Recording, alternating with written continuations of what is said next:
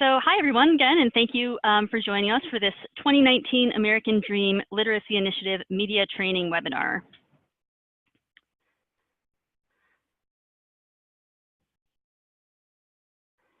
My name is Sarah Ostman. I'm the Communications Manager in ALA's Public Programs Office, and I'm here today with Macy Morales and Jan Carmichael, who will be your presenters.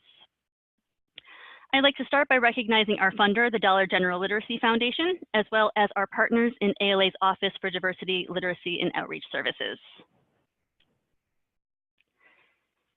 And I just have a couple of notes about our virtual classroom before we get started. Only our presenters have microphone access.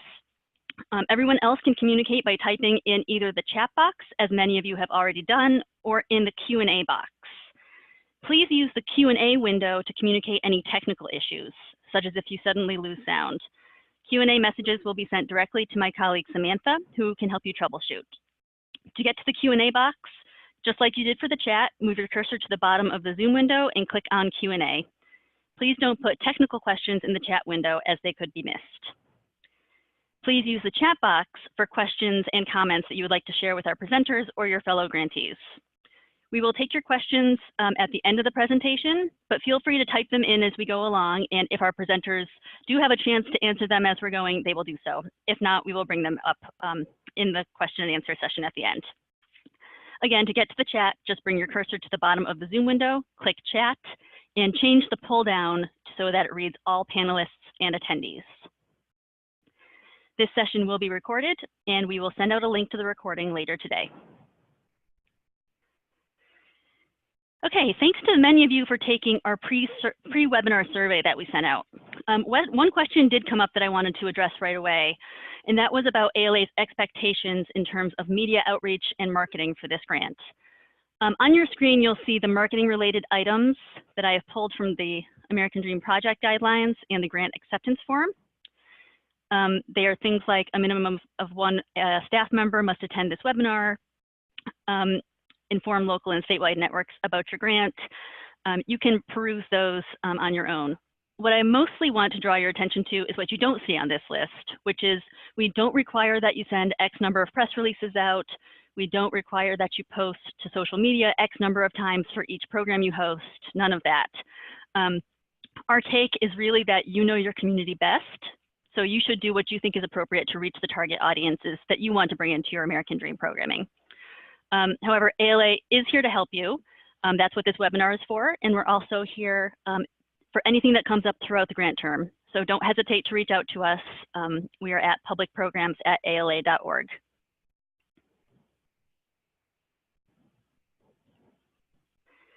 And here, I just wanted to remind you all about some of the resources that have already been shared via the American Dream email list. We have a Google Drive folder where you can share photos and files with one another. I know that several libraries have already uploaded some event photos and some event publicity they have gotten. That same folder, and the link is at the top of your screen, also contains the project logos, the credit statement, and template press materials, including a press release template in both English and Spanish. Speaking of English and Spanish, I did want to note that we know that several of you are serving multicultural populations that speak several different languages, including French, Chinese, German, Arabic, and Vietnamese. Most of you are serving Spanish speakers, so in this webinar, we sometimes offer examples about Spanish speakers, just because that is the most common language spoken by your audiences.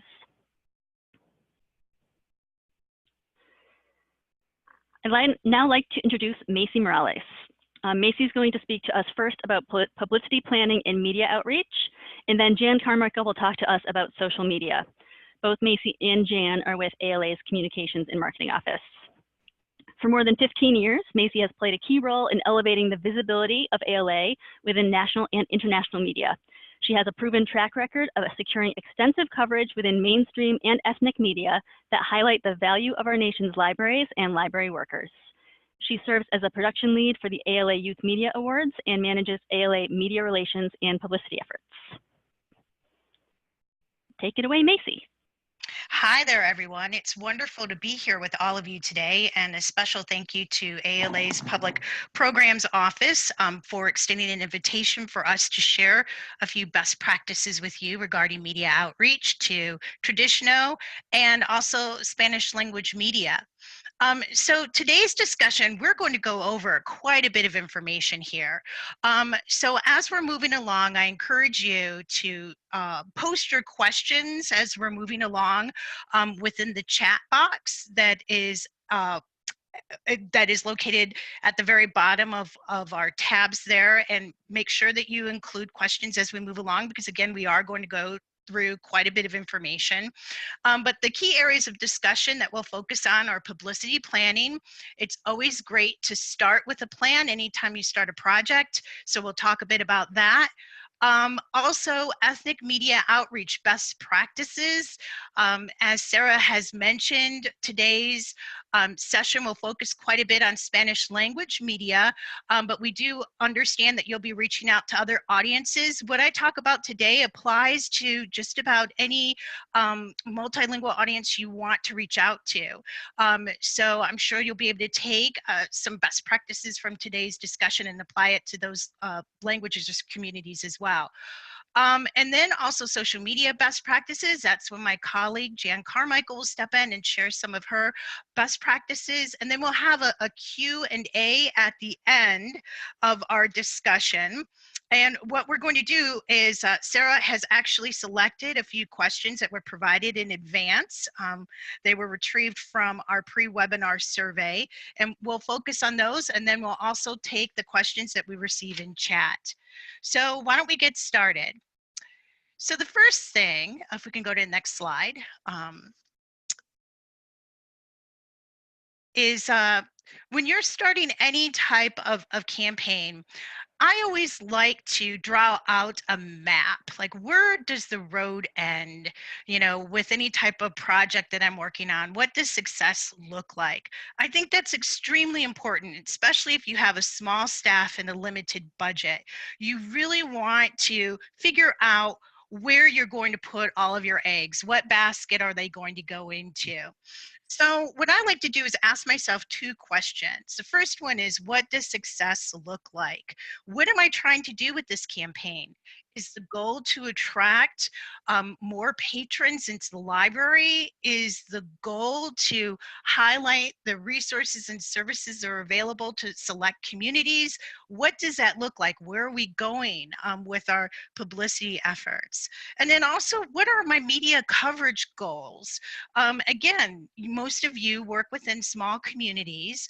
Is the goal to have a front page story with your local newspaper? Is it to have someone in studio to talk with a reporter from, let's say, the highest rated news program that you have? Or perhaps it's to participate in an interview in studio with a community affairs program. It's like, what do you want to achieve in that area? And it's great to think about all of this in advance, because as we're moving along, you just want to make sure, again, that you are tapping into the best resources you have to achieve success.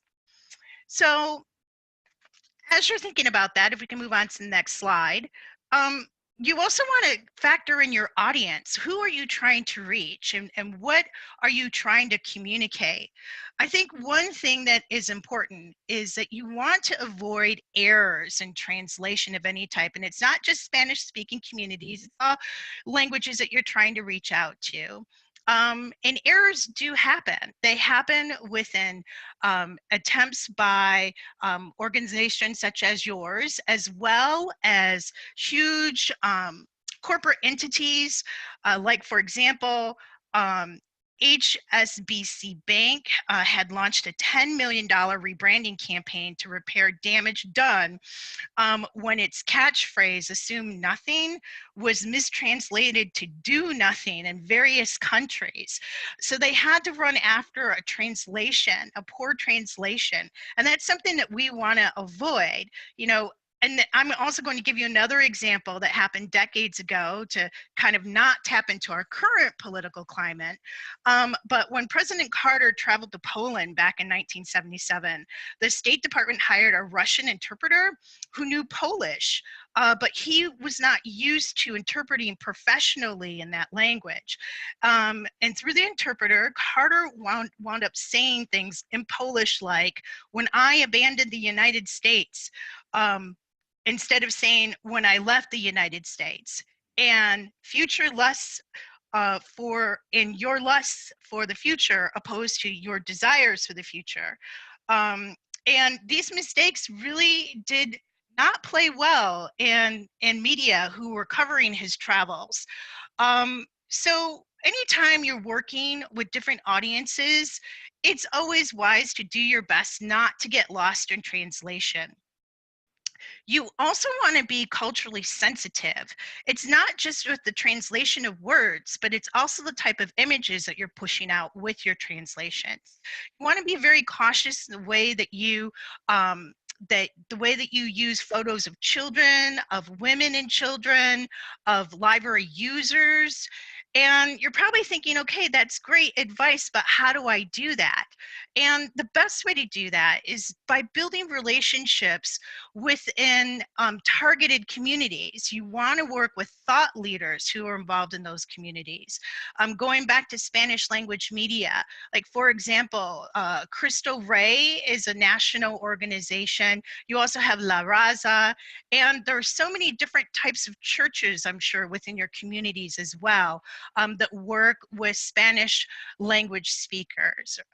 And so it's best to forge relationships with those folks and show them what you plan on sending out. Have it be your press materials or images that will accompany those materials, and also get their take on what type of media outlets are important to them.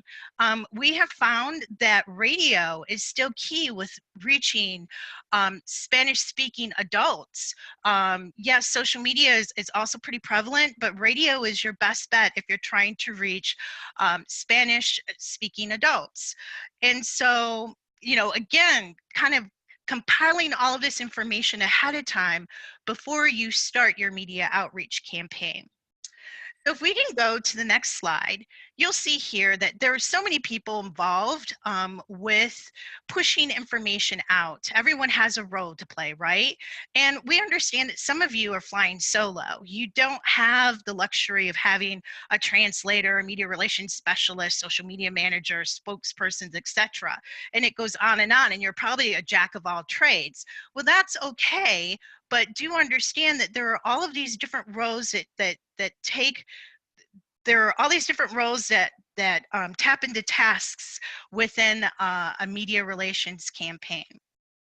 And so if we move on to roles and responsibilities, right? So with that list of different folks who are on your team, who's responsible for doing what? I mean, who's responsible for translating press materials and getting approvals from stakeholders within your community that speak the language, your local experts? Also, is there an approval process within your library? Who within the library needs to look over the materials? Would that be folks from the communications department only, or does the director have to get involved, or other members of the city? I mean, what does that look like? It's best to kind of iron that out ahead of time. And then also your communication channels. Media now is traditional media. It kind of bleeds into so many different areas. It's not just sending a press release out. If a organization picks up that press release, you could very well see that information posted to blogs. You'd see it floating out over social media channels, and also mentioned on newscasts. So it's ever encompassing. Once information is released, it is released, and it can turn up anywhere. So it's best to identify the communication channels that are really going to help you saturate your communities, and also to reach those that you're trying to convince to come to the library or participate in the program, or to inform them about library services.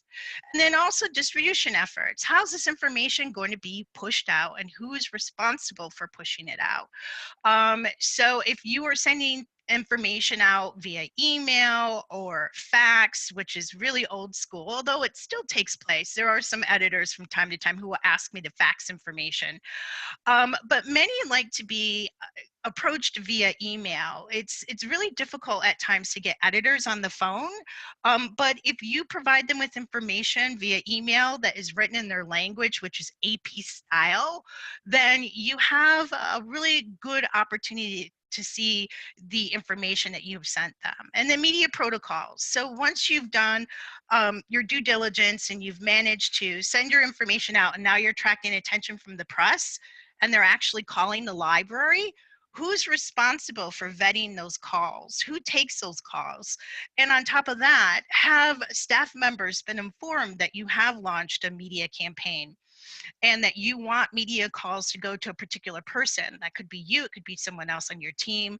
I think establishing a media protocol ahead of time is key, because often you'll have staff members who might pick up the phone, and perhaps it's someone in your community that's really well known, a well-known reporter or journalist, and they just feel, wow, you know, this is my opportunity to provide someone with a quote and maybe see my quote within print somewhere, right? And we don't want that to happen. We just want to make sure that everything is coordinated and organized. And again, you know, you might be a team of one, so you want to make sure that with all of the hard work you've put into this, and now you're finally getting results, you want to be able to manage it.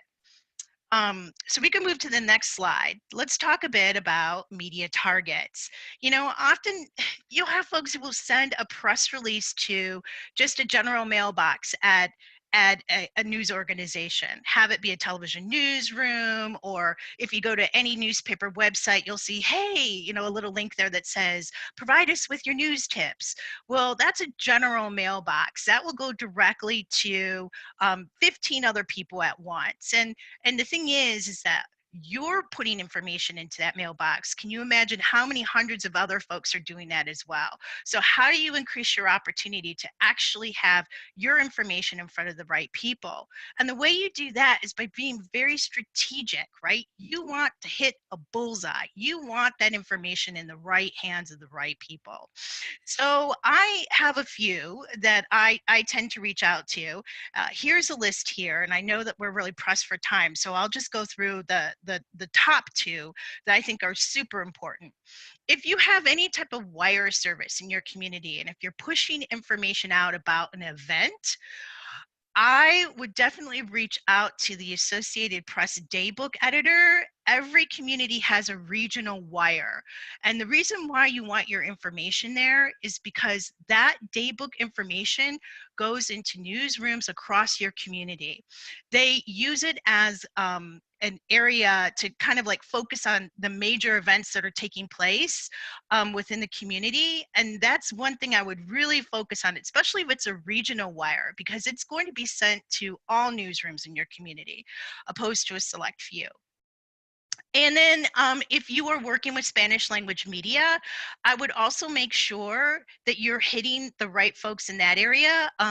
For Spanish language, their AP equivalent is known as FA, and that's EFE. And they're the same way. They're a national/international wire service. And so if this is if you're offering a program that is newsworthy, they'll put it on the wire, and that will also go to Spanish language media. So the thing is, with many communities, you might have a smaller shop. So your news director might also serve as your assignment editor. Or you might have your education editor might serve as a host. So if anything, it's just important for you to kind of do due diligence here. There are many different many different types of media platforms you can subscribe to build press lists. But if you can't afford that, if you reach out to your city PR staff, most of them already have press lists, and perhaps they can share that with you, at least to get you started. But I really recommend going to your local newspapers, kind of look through it, figure out who's writing about education issues, who's writing about the library, and make sure that you start to build relationships with them. And then I would also recommend, if we can go to the next slide, please. that if you really want to make your efforts count, you have to build momentum. Again, you have to plan, you have to be strategic about this. So what I have below is just a list of recommended lead times. If you're working with daybook or planning editors, how about 4 weeks out? Start there. And then with community affairs directors. And these are folks who are responsible for early morning programming that you see traditionally on the weekends, like a early Saturday morning or Sunday morning, where they have guests from the community actually come in and talk about their project or their program. And having relationships with community affairs directors is key, and not just for this program, but for anything that the library does in the future. And one thing about community affairs programs is they provide you with a lot of time. I'm talking a lot of time. I believe that there is actually a participant within this year's crop of American Dream Literacy Initiative cohorts who actually just recently appeared on a community affairs program. So you'll have to let everyone know how that went for you. But they will provide you with quite a bit of time. And so then once you start pushing information out, if there's anything you can do, make sure that you go with the print, radio, or TV outlet that provides you with the greatest reach, and especially if you're by yourself. Here at the ALA, there are just 2 of us that do media outreach. And so when it comes to huge initiatives like Banned Books Week, and our Youth Media Awards, what we do is we have to be very strategic about who we reach out to because we're a small staff.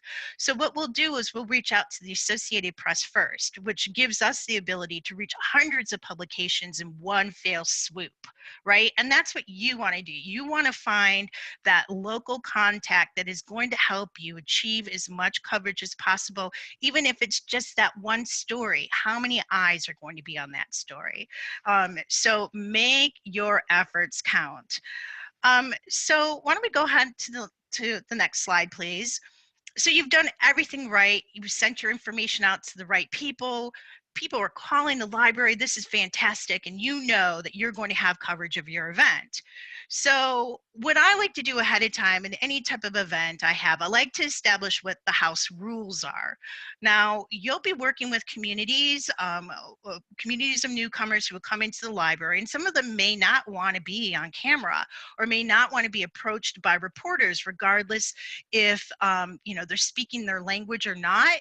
They're just not comfortable with it. And I think that if you're going to have a program that involves newcomers, you should definitely talk with them or talk with the organizer to make sure there aren't going to be any sensitivities there. And if there are, you can always work around it. But you see, you can work around it ahead of time so that when the press comes, they get what they need and then they'll leave. And that's traditionally what they'll do. It's really rare that a press member will stay for the whole entire program. They'll come, they'll shoot what it is they need to shoot or talk with whomever they need to speak with, and then they're out of there because they have to move on to the next thing. So you want to make sure that you have all your ducks in a row. You've got your spokespersons available who will be able to talk with the media on site. If you have bilingual spokespersons, I recommend, especially if you've done any type of outreach to other different types of language pubs, have it be, Spanish or whatnot, you would definitely want someone there who speaks the language. And especially if you invited media and you know they're going to be there. And so also anticipating the media's equipment needs. Now, you want to make sure that, like, for example, if someone's delivering remarks, there's a place that folks can put their microphones down on. You also want to make sure that the lighting is appropriate, especially if you have TV there. And the same thing with print media. When they send photographers out to cover events, it's really best to make sure that the lighting is just right. So these are just basic tips of what you should do once you've achieved the interest of the media and they are attending your event. But if we go to the next slide, we have so many resources because I feel like I just glossed over this, but we do have a media handbook that really does a deep dive into the types of media there are, best strategies about placement, and also Another resource I think that you should definitely review would be the Diversity Style Guide. This is a style guide that is used by journalists across the country. And again, as I'd mentioned before, we, at least here at the ALA, tend to write in the press's language, which is AP style.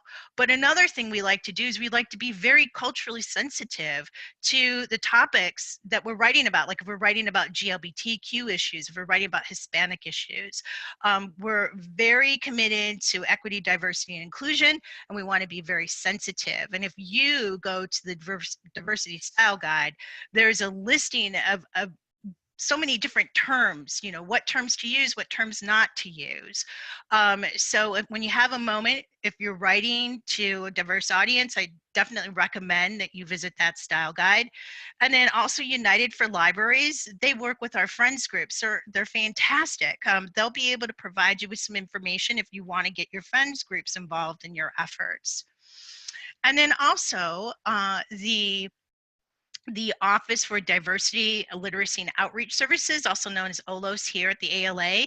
OLOS is a fantastic resource to turn to, especially if you want information about multicultural library programming.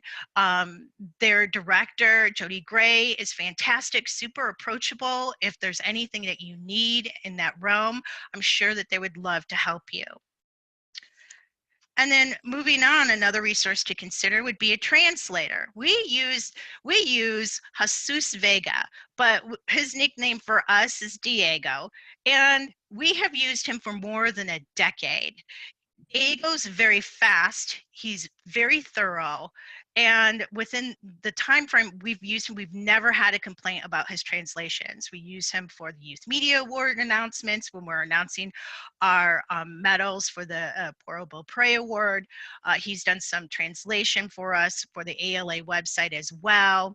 You by no means are required to use Diego. I just know that when it comes to translation of information, it's not only just understanding how to translate, but it's also understanding the culture and the language and making sure that information is crafted in a way that is not confusing, to the end user.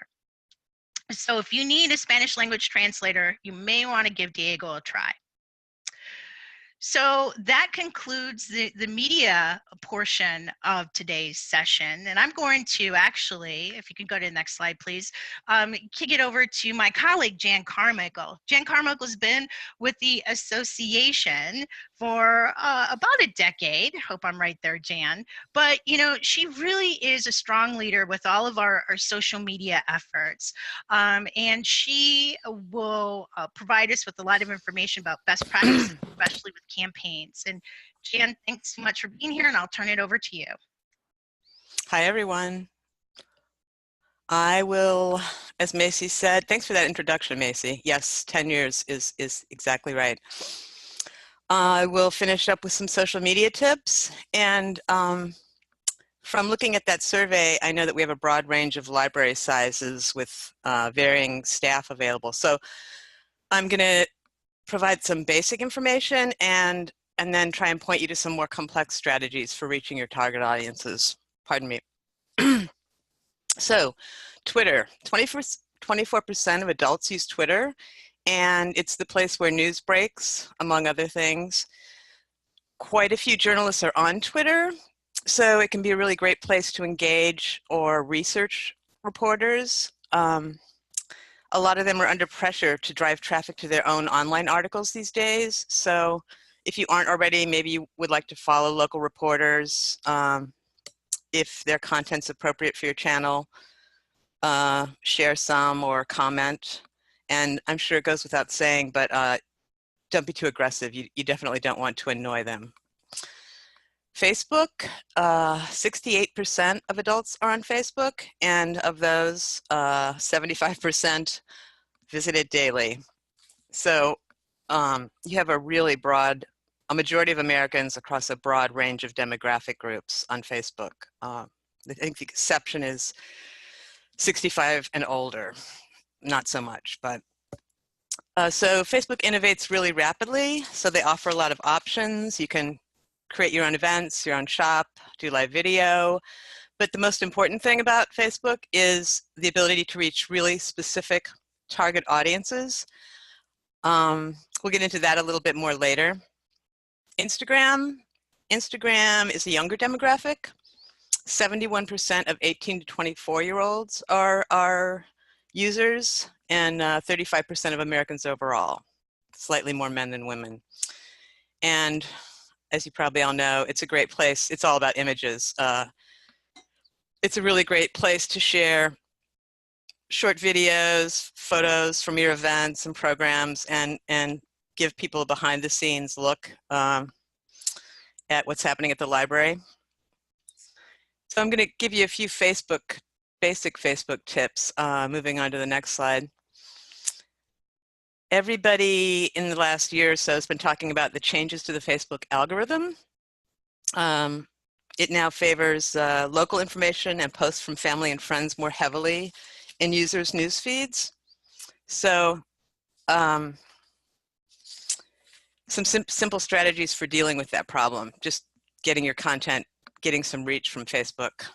Ask questions, reply to comments whenever you can.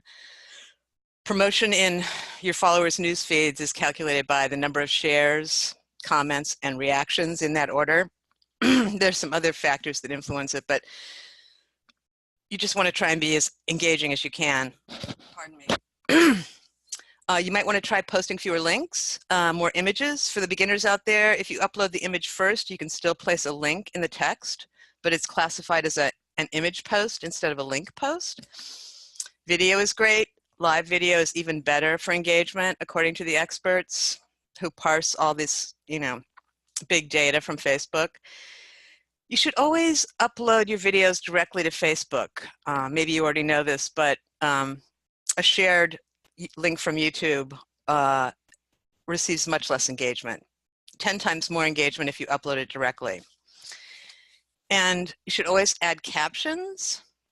It's important for accessibility, but most people also watch videos on Facebook with the sound off. So really important also for getting your message across.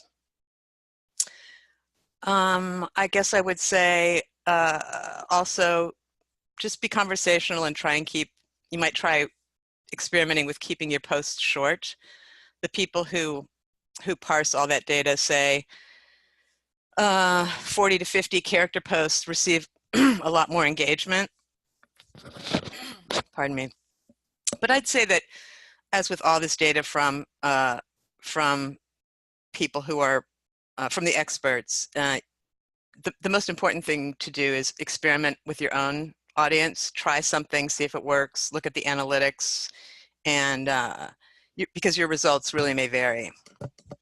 So another really interesting thing here we have on this slide is to experiment with audience restrictions for posts. You can you can always target Facebook ads, but you can also target organic Facebook posts. And when I say organic, I just mean not paid posts. You can target by language, age, gender, and location. So that could be really useful for reaching your audience, possibly. We did that last year for some advocacy efforts for a state campaign to squash a Senate bill, and we did both an organically targeted post for the state and a paid Facebook post, and the organic post actually did better. I was really surprised. So maybe worth trying. If you aren't already creating Facebook events, at least for your major library events, it's probably a good idea. It's really hard to keep up with the changes at Facebook, but they've been experimenting with local content, promoting local content for quite a while, so that could help get you some visibility. And a little bit about Facebook ads. So if you have even a small budget to spend on advertising, Facebook is a really, really cost-effective option, provided that your audience is actually on Facebook. And that's just because the options for targeting are just almost endless: language, age, gender, location, income, education, and just an immense variety of interests.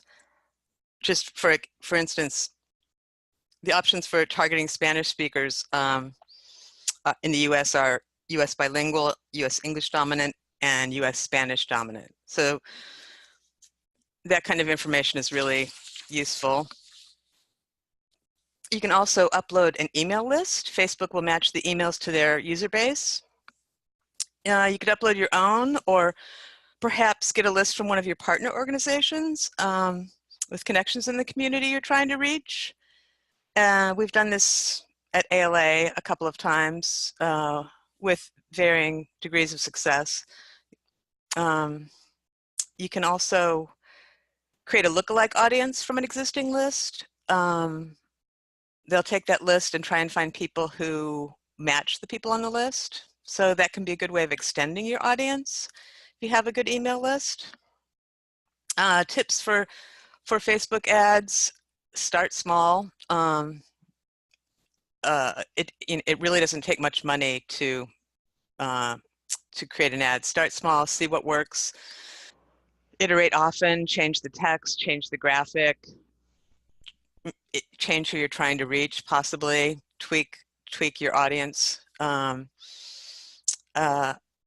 I think at first, when you first start doing ads, are a lot of you already using Facebook ads? How do you create a lookalike list? I'm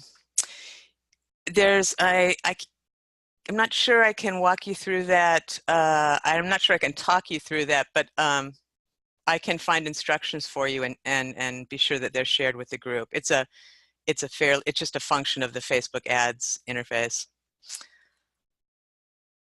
Uh-oh. Can you hear me? Okay. We can hear you, Jen. I'm sorry. I got diverted there. No worries. So just graphics matter for Facebook ads a lot. If you're creating a graphic, make sure it has less than 20% text. They'll let you place an ad with more than 20% text, but it won't be shown to as many people. There's a link in the resources section where you can upload your graphic and test it. And lastly, don't forget to monitor your comments on ads. You definitely don't. If someone has a question or a negative comment, you want to know about it, because other people are going to be, you're serving that ad, right? Moving on to the next slide. So the question is, who are you trying to reach? You know what? I'm gonna back up just a tiny bit, because I'm gonna say there was one little thing I wanted to say just to give you an example of how Facebook can help you reach people. Facebook IQ does their own research, and they publish on a blog, and you can subscribe to the email list. A couple of years ago, they reported that that parents of young children are on Facebook from 4 a.m. to 7 a.m., peaking at 7 a.m.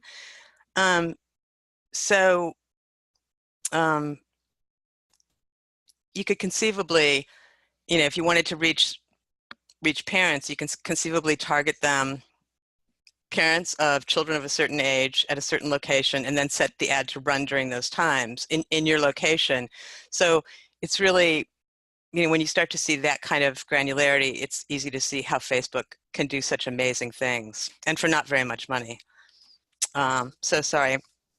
This slide, I put some data from Pew in just to illustrate the point that your audience may not be on social media.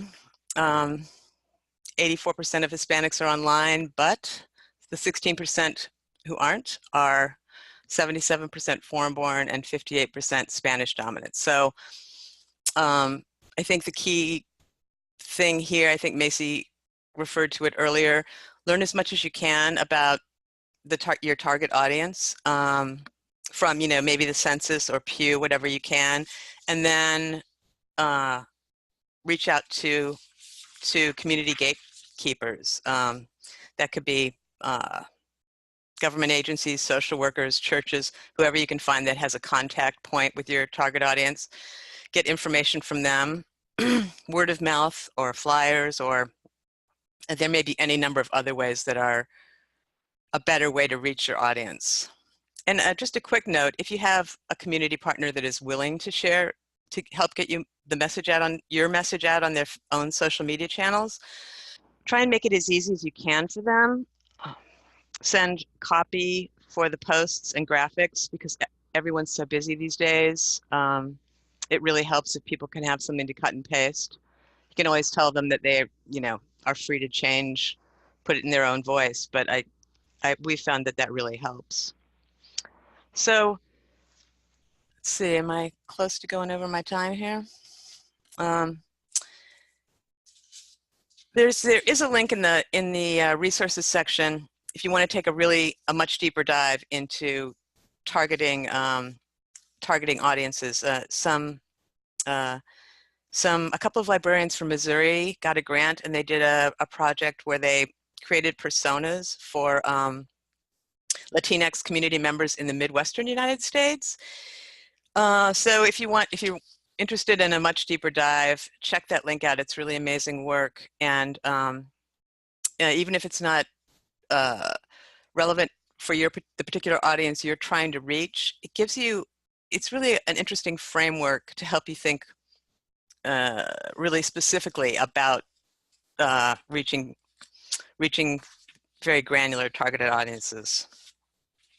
On to the last slide here. Dealing with trolls. I know that the question came up about this in the first webinar we did for grant recipients last year. So I think the important thing is, in this political climate we're in, it could happen. It may happen already to you. I know ALA has our own trolls. The important thing to remember is plan. If you can, think through how people might react and what you'll do. It's more important, as far as I'm concerned, to tend to Facebook comments and wall posts, because they stay visible for so much longer. On Twitter, it tends to be a little more fleeting, although that depends on how big the flap is. The best thing you can do is create community guidelines for your social media channels and post them prominently, and be really specific about the consequences for violating the guidelines. That way, there's a place to point people if indeed you do have to. Let's see. Last word is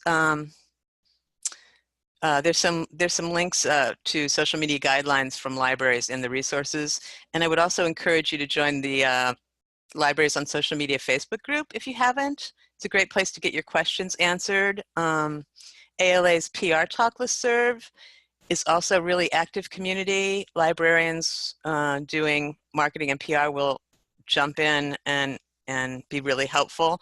And don't hesitate to contact me. If I can be of help, I will. That's what I have. Thanks so much, Jan and Macy. There's no time for you to click on all of these links now, but Jan has put together a bunch of resources for you. There are several slides worth of resource links here that I will fast forward, but you will be able to access these either in the link to the slides that I sent out about 2 hours ago, or you can access them in the recording link that we'll send out later. So do note that there's a lot of good information in here for you to take advantage of. So we have about 15 minutes left. So now is a great time, if you have questions that you haven't put into the chat box already, please start thinking about those and enter them. Do make sure that you select to all panelists and attendees when you're typing your question in the chat box. In the meantime, I have culled a couple of questions from the pre-webinar survey that we sent out. Some people had similar questions, so I figured we should tackle some of these big ones. So the first question we have is, We have a relationship with our English language paper, but 81% of our town is Spanish speaking. How can we find a Spanish language connection? And I would invite Macy to say a few words about that. Sure. I think, first of all, it's really important to understand what the top Spanish language media outlets are. As I'd mentioned before, Spanish language radio is the best source to reach adults. It is still in this day and age. And I would reach out to your local radio stations just to get some information about what it is that they'll need from you in order to pursue any type of stories.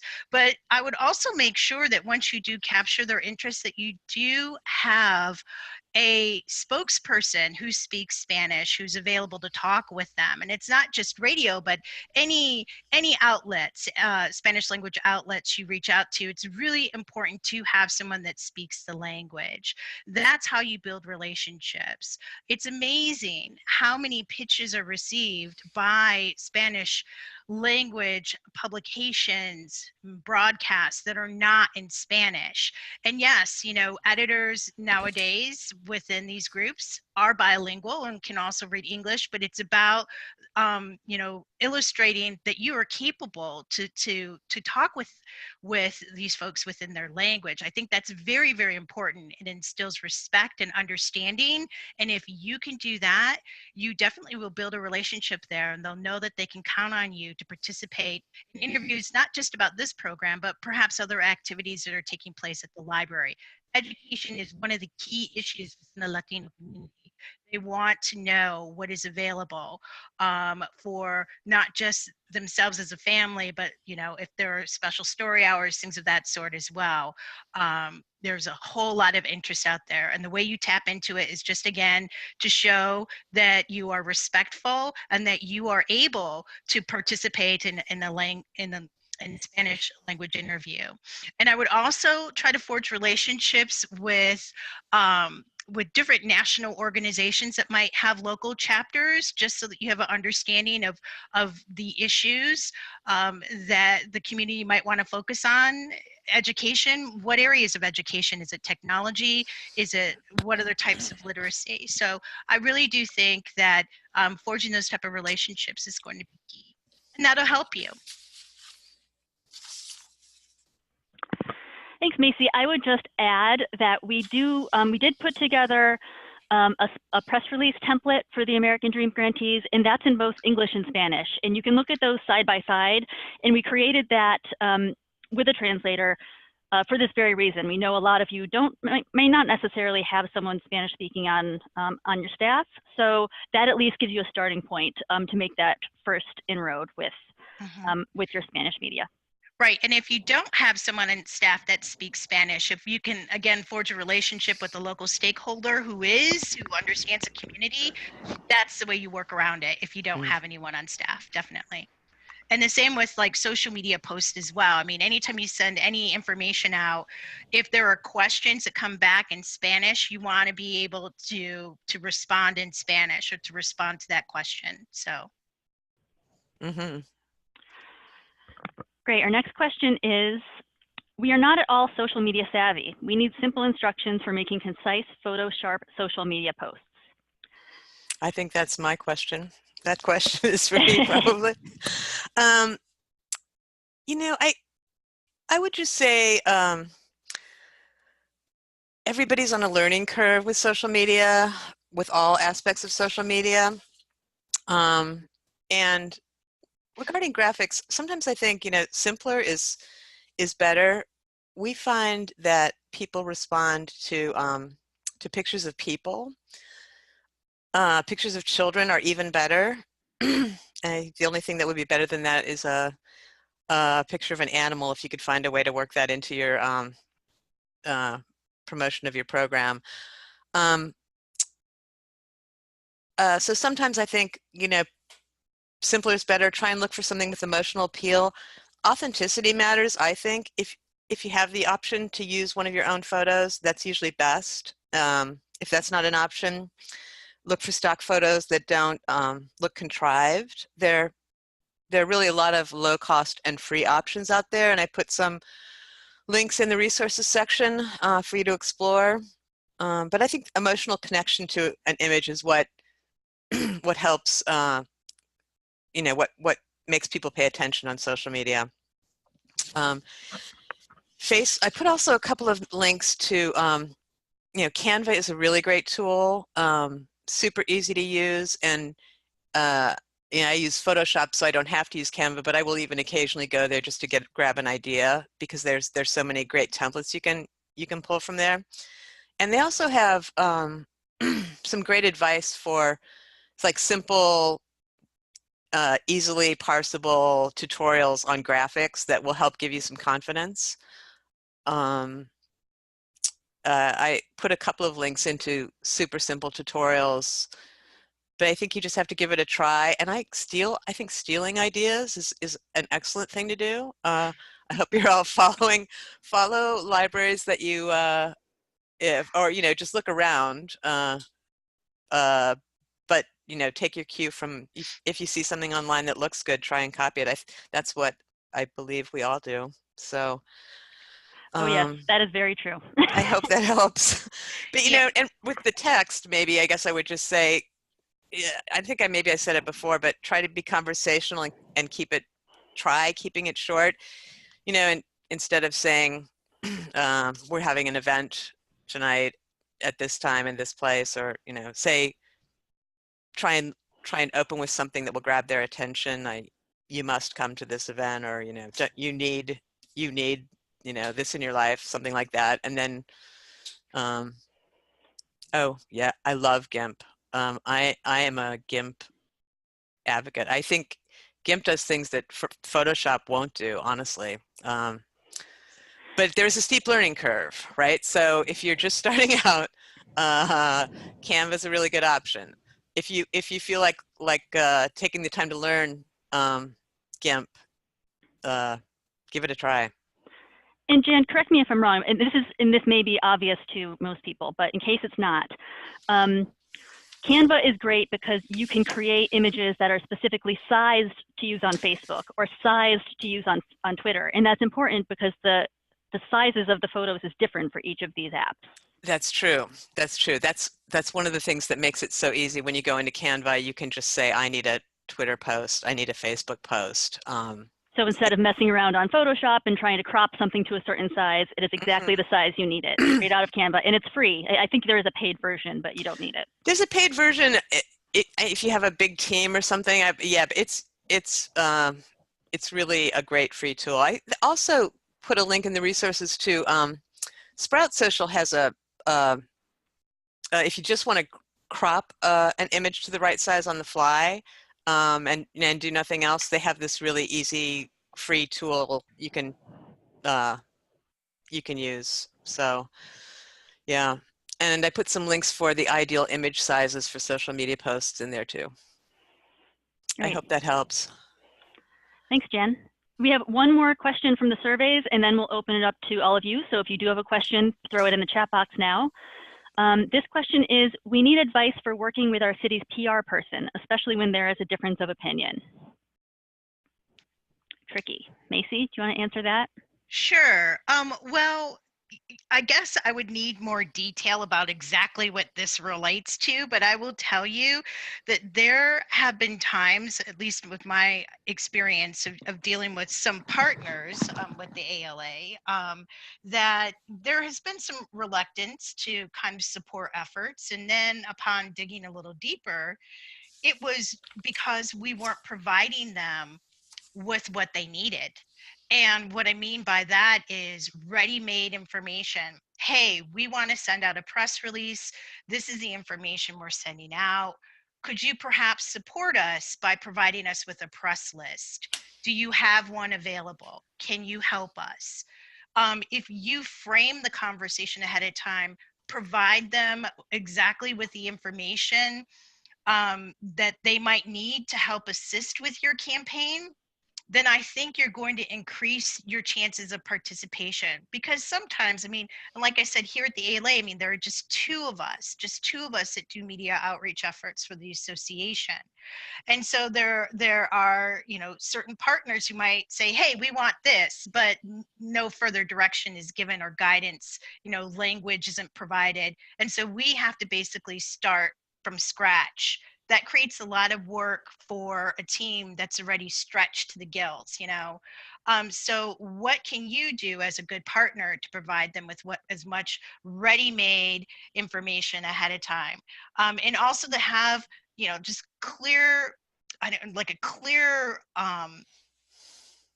guidance, or how I'm kind of like stumbling over my words here. If you can provide them with just basically a roadmap of what it is that you need from them, have it be a press list, have it be, you know, additional staff support, just be very clear about what you need from them.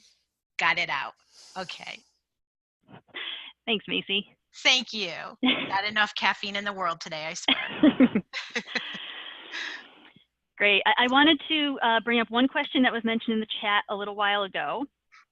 It was, I believe it was Patty who said, and for her program, they are looking to reach out to people with low literacy in any language. So people who are not necessarily fully literate in Spanish, but who are also have low literacy in Spanish. So she said, when someone can't read or can't read very well, it doesn't necessarily make sense to post in text on social media or take out ads in the newspaper or get an article in the newspaper. So how do you reach those individuals?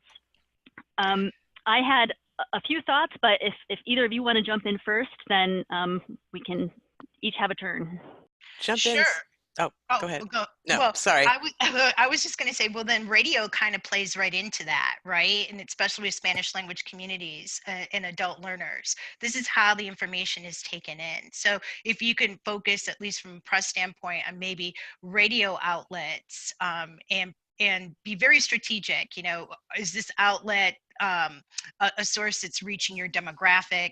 I think that's really important. And then also partnering with local organizations, like is there a teachers union? Can you partner with the YMCA? Who can you reach out to provide them with information about the various resources you do have for these particular patrons? So that's what I would do. Great. I would just want to add on the topic of radio advertising. We at ALA in the Public Programs Office, we often prepare template public service announcements for our grantees. So in case you haven't created any public service announcements, the way we use them, and Macy, tell me if there's a better best practice for this, but the way I've always made them is they're very short snippets with a call to action. Such and such library is having such and such program on this date. Visit our website, blah, blah, blah, for details. And you give the radio station a couple of options, one that times out at about 10 seconds, one that times out at about 20 seconds, and one at 30 seconds, so they can fill however much time they have. And you send that off to them as a Word document. And is it my understanding that many radio stations are required to air a certain number of public service announcements? They are required to air a certain amount of public service announcements, but I think the thing with that, if you're sending it out, if you do plan on recording, and again, it's about making things ready-made. If there is an opportunity for you actually to record audio files that you can submit to the station, I recommend that, because again, it's having information ready-made for them to use. So if you do go that route, and it's super easy to do, you can probably do it from your iPhone, is you just want to make sure that the audio files are exact. They must be exact, because radio stations are automated now, and PSAs are basically used as filler to get from one segment to another. And there are sometimes lapses in between. And so that's how PSAs are used. So you want to make sure if it's 10 seconds, it's 10 seconds. If it's 20, it's 20 and 30. and you know, the campaign, ALA's campaign, has some really nice templates for National Library Week to kind of give you a flavor of what those templates look like, as well as a word count key, like how many words within 10 seconds. All of that is available through the ALA website. And I believe the quick code is ala.org/NLW. But there might be another. Jan, is that right?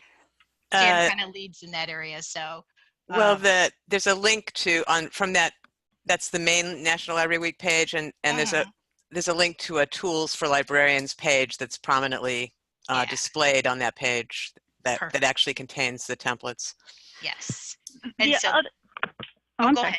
ahead. I was just I was just going to say one last thing about that too, is that if you are going to record audio PSAs through your phone or whatnot, try to record a high quality recording, like a WAV file or an MP3 file are preferred, and do straight reads. You don't have to put music behind your recording. In fact, most radio stations prefer that you not, because depending on the format of the station, like let's say you put classical music behind you and it's like a rock station, you know, they're not going to air that. So to increase your opportunity, just do a straight read and make sure it is right on time, and you'll be surprised what they'll pick up, especially those who need filler.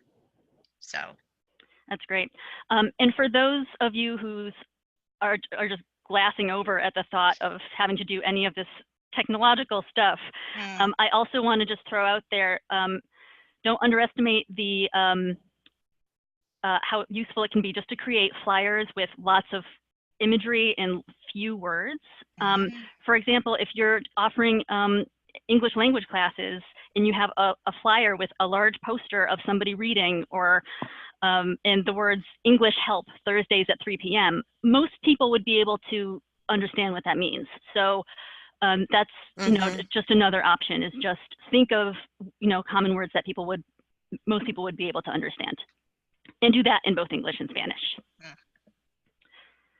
That's a fantastic idea. Yeah, I agree.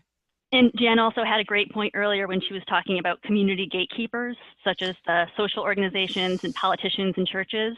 They are also a wonderful resource in your community. We are just about out of time. We're out of town. We're out of time. So I want to thank Macy and Jan so much for all of their advice and knowledge today. I want to share their contact info. They have said that they are happy to help with any of your questions. So please feel free to reach out to them. I know Gail had a question in the chat, and I did message her privately saying that she had a great, very specific question about her community, and I thought that Macy might be able to help her out offline. And you can always reach the ALA Public Programs Office at publicprograms@ala.org. Great, and I look forward to hearing from anyone who needs support. Thank you. Thank you all so much. Bye.